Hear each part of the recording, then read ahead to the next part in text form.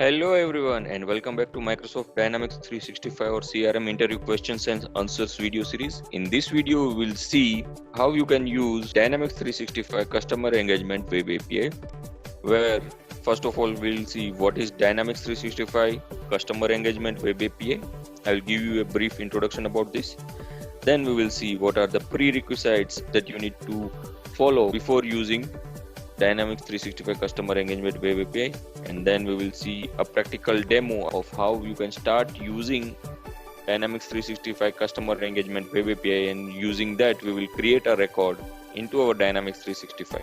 And lastly, we will see what's next and what topics that you are going to cover in our next video. So having said that, ladies and gentlemen, my name is Abhishek Doria and you are watching Dynamics Academy YouTube channel. So let's get started. Subscribe to Dynamics Academy and press the bell icon on your YouTube app to never miss a video from Dynamics Academy. So let me now begin by giving you a very brief introduction about what is Dynamics 365 Customer Engagement Web API. So basically, Customer Engagement Web API provides a development experience that can be used across a wide variety of programming languages, platforms, and devices. And the Web API implements OData, which is Open Data Protocol version 4.0, and OSI standard for building and consuming RESTful APIs over a rich set of data sources. So basically, Dynamics 365 Web API implements an OData protocol, which is again an OSI standard for building a RESTful APIs. So if you want to read more about this protocol, then you can browse this www.odata.org site, or if you want to learn more about the OSI standard, then you can find the useful link given on your screen. We'll put this link in the description box as well. So at the same time, you might need to keep in mind that both customer engagement on-premise and online, as well as common data services, share the same web API. And if you want to navigate to the web API documentation, which is available for Power Apps, then you can browse this link. We will share this link in the description box as well.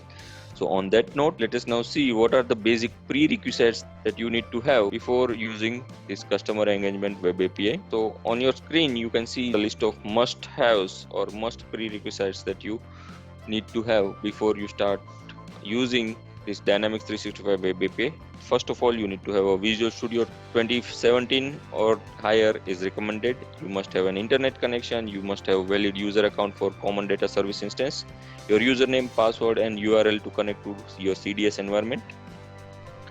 And lastly, and one of the most important skill that you must have is you must have at least basic understanding of Visual C# language. Next set of prerequisites are good to have. If you have it, then it would be very good for you, which is you must have a Dynamics 365 SDK installed on your PC. If you want to see the step-by-step process of SDK installation, then you can follow the video link given here. And lastly, what you need to have is a Dynamics 365 your trial instance or an on-premise instance. You can set up a Dynamics 365 trial instance by going to our video link here. So on that note, let me now show you the step-by-step process of how you can connect to Dynamics 365 using Customer Engagement Web API, and we'll try to create a record as well. So I'm opening my Visual Studio here. So I open my Visual Studio. The very first thing that you need to do is you need to create a project of console application type and click on next. I'm giving a project a meaningful name, but make sure that whatever the framework that you are listing here should be 4.6.1 or higher, because by default it will support TLS 1.2 protocol. Otherwise, you may need to add one more extra line if you are using any framework below to that. So I'm just creating a new project. First of all, you need to right click on references, then click on manage NuGet packages, and here you can navigate to the browse tab and type Azure Active Directory. The very first NuGet package, which is Microsoft Identity Model.clients.active directory, you need to select that and make sure that you do not install the latest version. It may or may not be compatible with whatever the demo that I'm showing up here. So just select 2.29 version of that NuGet package and click on install, and then click I accept here. Once it is installed, you need to install another NuGet package, which is Newtonsoft JSON. So you can install the latest version of this and click on install. Again the same procedure, and now you can see you have the Newtonsoft JSON DLL and the Active Directory required references as well. So these were the key references. After doing this, what you need to do next is you must have your Dynamics 365 trial instance. So this is my Dynamics 365 trial instance, you can see. So what you need to do is you need to register this Dynamics 365 trial instance as an app in your Azure Active Directory. Why this step is important? Because if you want to connect to your Dynamics 365 instance through Web API, then first you need to authenticate that logged in user. So how you will be able to authenticate? For authentication purpose, you need to register your Dynamics 365 app into your Active Directory. So to do that, whenever you subscribe a trial instance, behind the scenes you by default have an Azure subscription as well. So to navigate to your Azure subscription, you need to navigate to portal.azure.com. It will by default take your logged in user credentials. Now you type Azure Active Directory here as well. So once you search that Azure Active Directory, it will open up an interface like this. So here you need to register your app. So just click on app registrations, then click new registration, give a meaningful name to your app, then select the second accounts in any organizational directory, and you can simply click register here. And then you need to change the manifest for this particular app. So just click on manifest, it is also listed out here. And you can see right now the allow public client is set to as null, but you need to set to it true. So after changing the value from null to true, click on save. Now once it is saved, you need to give the permissions as well. So click on API permissions, and then you need to click on add permission here. Select Dynamics CRM permission here, and select the user information and add permissions.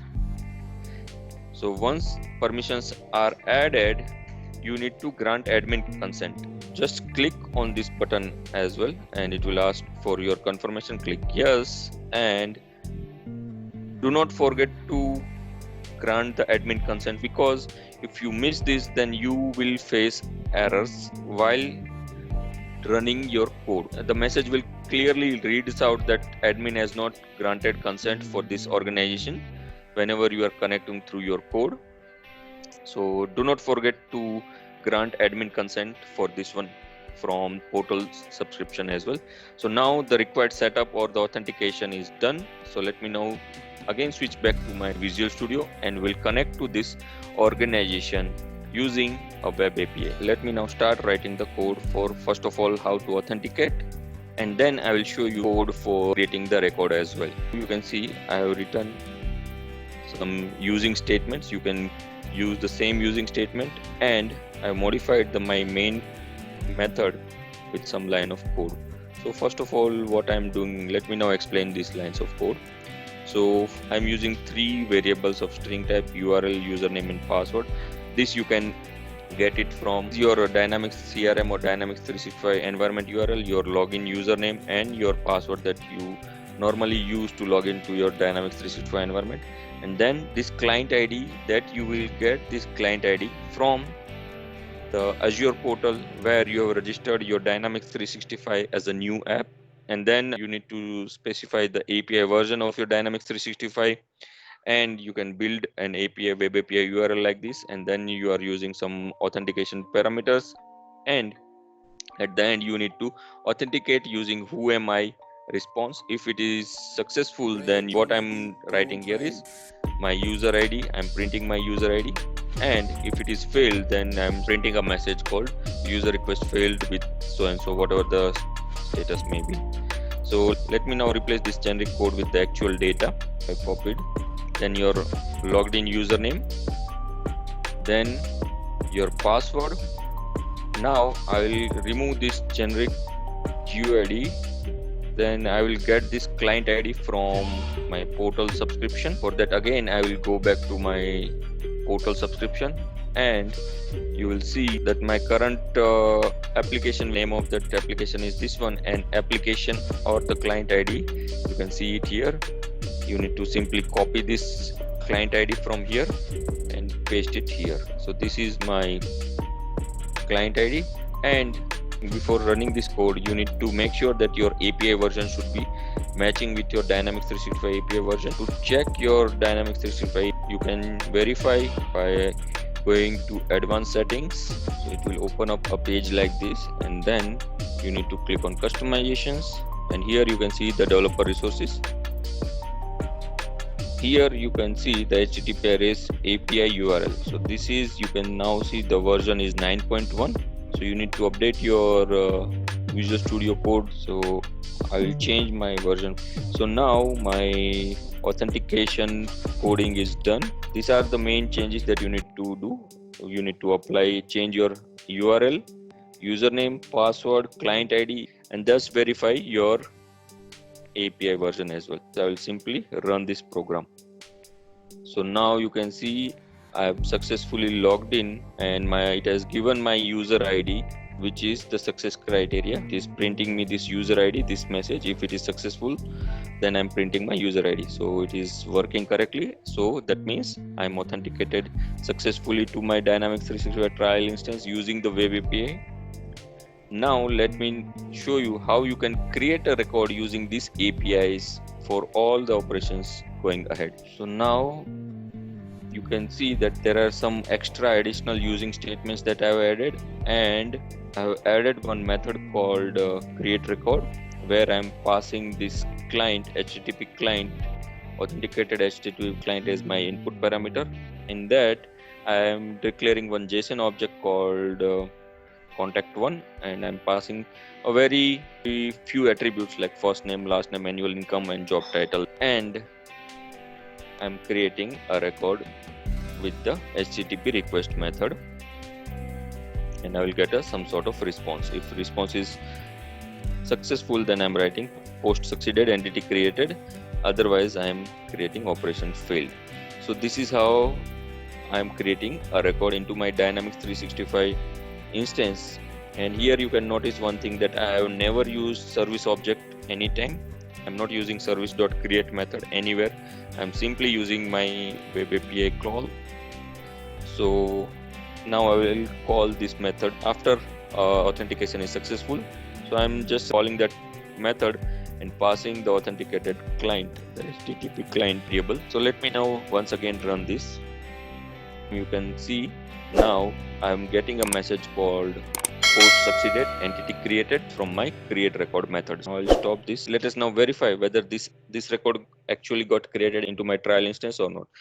The name of the contact is demo contact. So I will navigate to my trial instance. This is my trial instance. What I will do is I will simply navigate to my contacts. In this trial instance, I will rename the context as individuals. So now you can see a demo contact has been created. So this is how you can create a record using Dynamics 365 Web API. So on that note, let us now see what is next.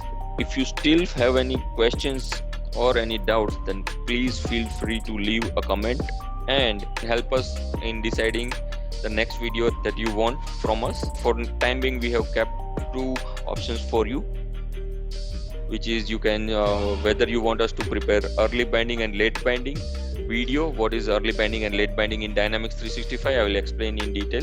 As well as the another video is what are the possibilities of integrating Microsoft Teams with Dynamics 365, how you can, what are the features, if it is possible or not, if yes, how, and what are the features that are available in the integration. So all those queries and information, if you want, then you can type Microsoft Teams integration in this comment of this video, or if you want to see the early binding and late binding concepts, then you can simply type that into the description box or the comment box as well.